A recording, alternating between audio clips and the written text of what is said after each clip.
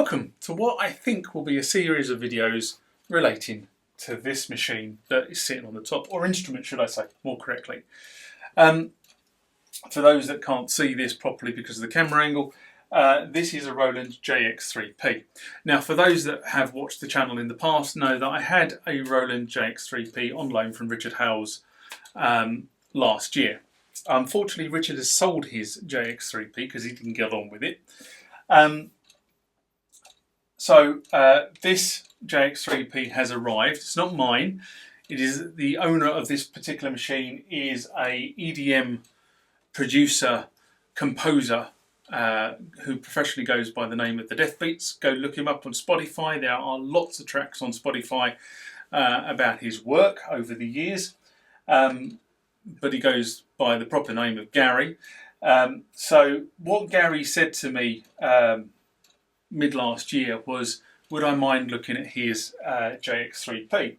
To which of course I said, yeah, no problem, because we've been exchanging comments and views for probably the last couple of years actually, in terms of my view and his view on electronic dance music and the state of equipment that is used by DJs and producers, or probably more musicians and producers rather than DJs, because I don't really do any DJing anymore.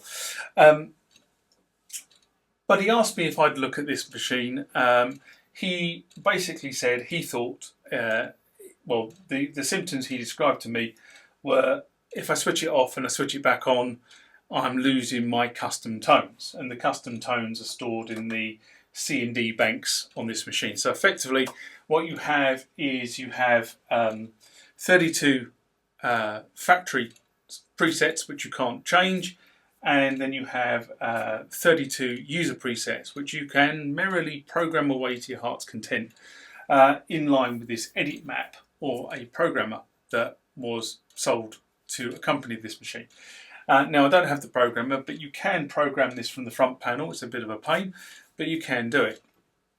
Now what I said to Gary is, I said I'd be happy to have a look at this on two conditions. Number one, he didn't want it back tomorrow, which is good because I've had it for about 4 months, so I really need to get on with this. And those that watch the channel know I haven't been too well throughout most of last year for one reason or another. So it's taken me a while to get round to this. It's just been sitting in storage. And number two, he didn't mind me making videos about it. To which, both of which he said, yeah, knock yourself out. I don't need the keyboard at the moment. So crack on.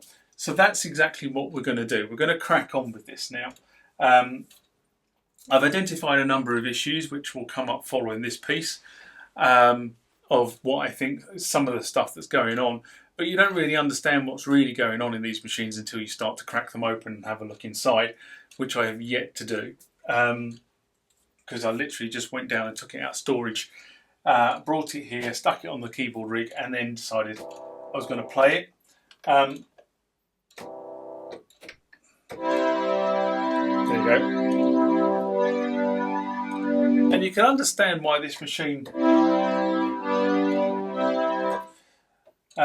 was quite garnered. Apart from the fact that's a dead key. But it has some fairly funky noises that you, or sounds, tones, whatever you want to call it, that you can actually get into sort of that EDM territory, which is predominantly where this thing, one of the areas where this was used quite extensively was EDM. Good tones for EDM, but the other thing was it was cheap. And remember that a lot of garage bedroom producers who started in this area, they started with the equipment they could get their hands on at the time, which is why the 909 and the 808 effectively influenced the dance scene.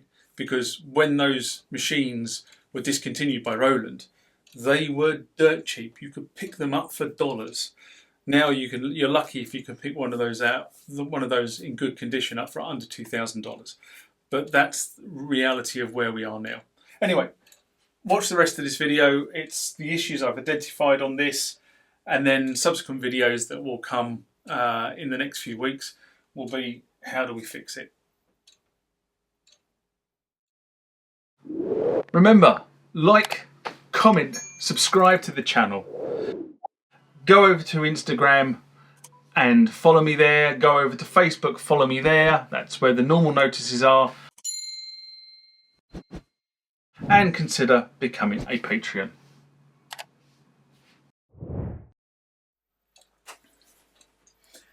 I have to admit to schoolboy errors. I was sitting there trying on the previous take, which obviously you won't see, to write a patch into C and D, which are obviously the user memories, and I couldn't work out why. Schoolboy error.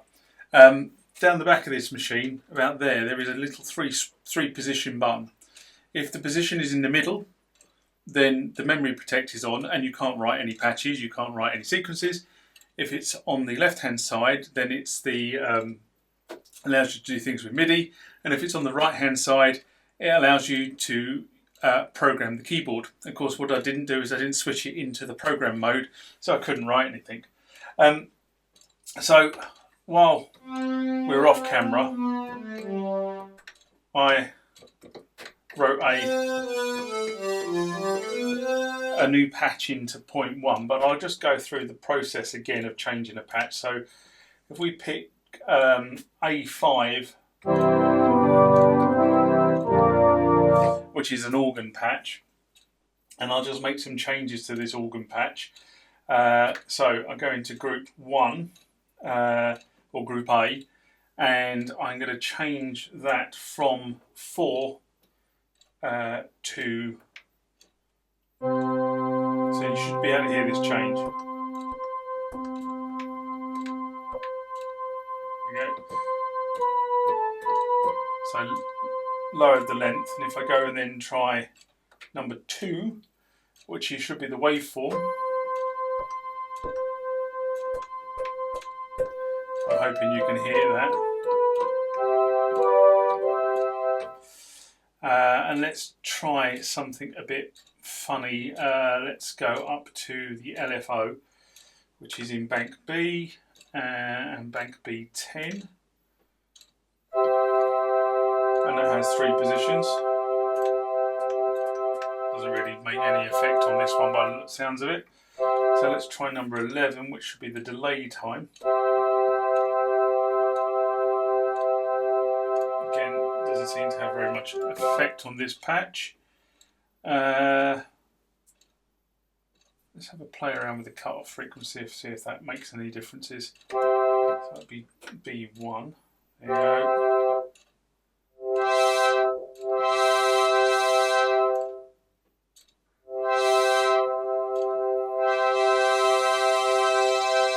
Right, so I've now created that patch. I want to write that patch. I'm going to write that into position 2. And if I now come out of that,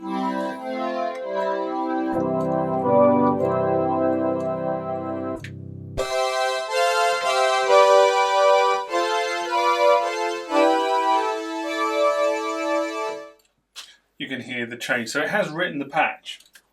Now, theoretically, if this is going to cause a on the speakers, but if I switch this off,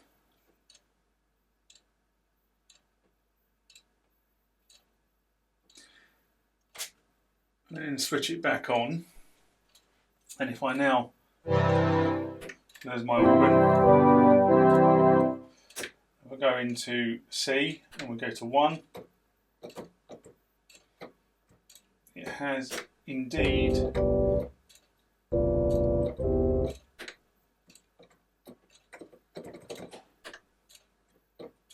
lost what I've just written into it. But for some reason,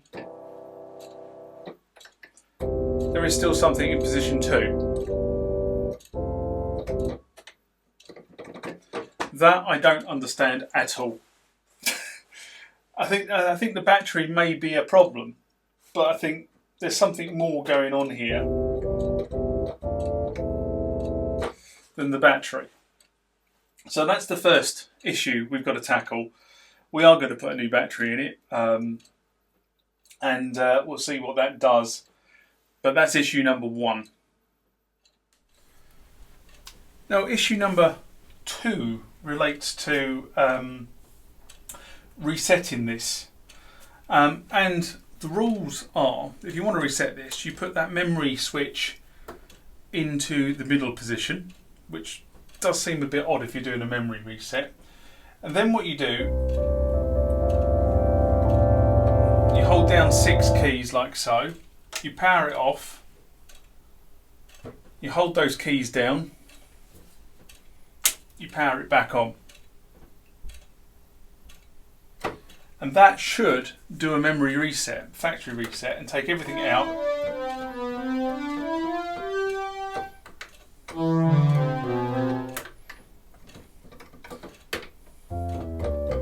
But it doesn't get rid of what's in bank number 2. So what I've done is I've tried this in various different positions just to make sure that I was reading the instructions right. So this is factory reset in the right hand position.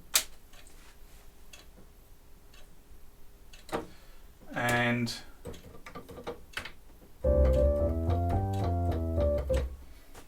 still has stuff retained. So either I'm reading the instructions wrong, which is very possible, or that ain't working as it should be.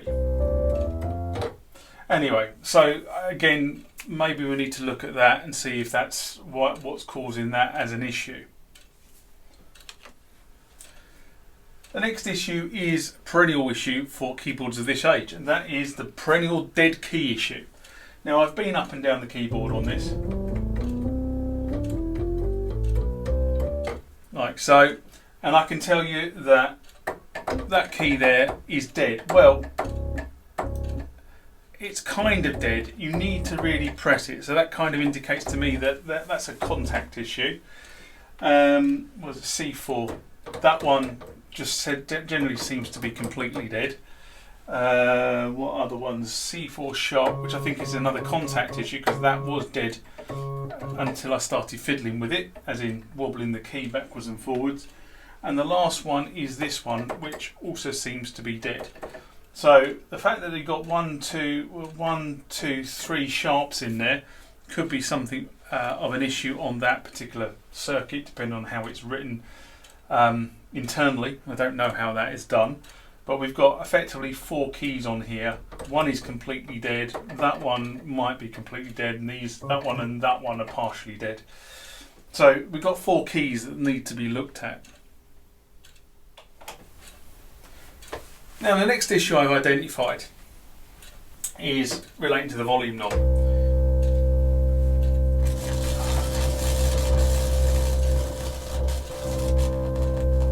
Now, originally I thought there was a problem with the left-hand channel because this channel on the right was firing up fine, but I was getting a degree of distortion out of this channel here. But if I just put my hands on the speakers, I can hear or I can feel both are vibrating, which means it's fine. But if I start to interfere with the volume knob,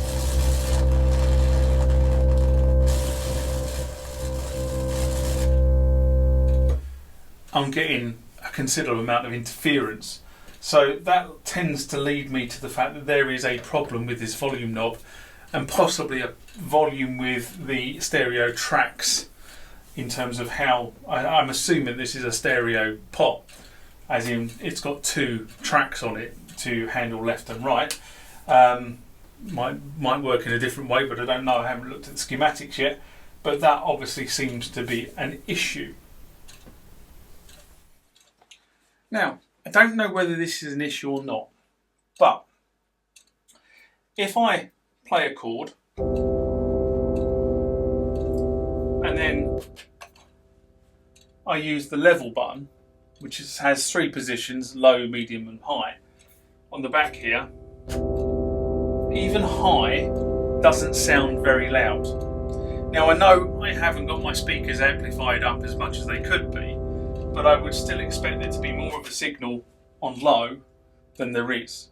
Now, that could be an indication that there's resistors or something in the op amp that's not working correctly, because as I say, I expect there to be more signal on that. You have to have that in high to get anything that's usable.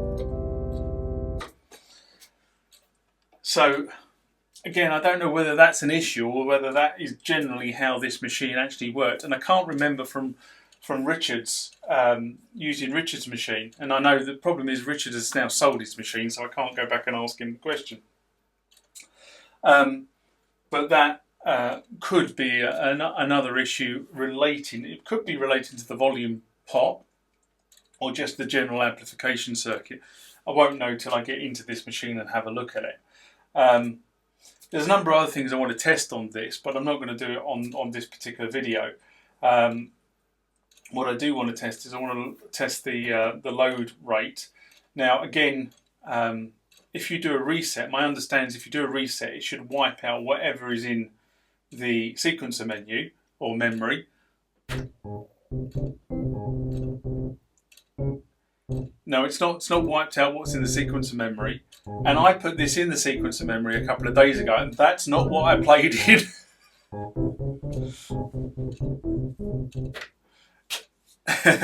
So, there was lots of sort of double notes going on, and I was only pressing one note at a time. So, we shall see.